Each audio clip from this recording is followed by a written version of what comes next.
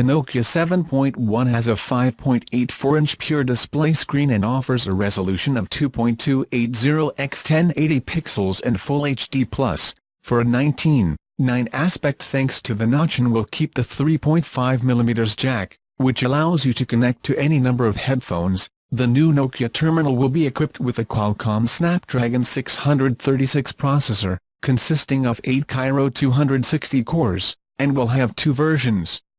The first of them, with 3 GB of RAM and 32 GB of internal storage, while the second will come with 4 RAM and 64 memory, although both models will have a microSD slot to expand memory.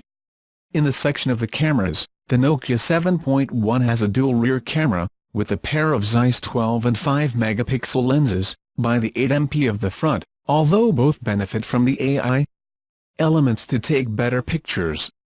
The panel itself comes alive thanks to a 3.060 mAh battery and as an operating system, Android One with Android 8.1.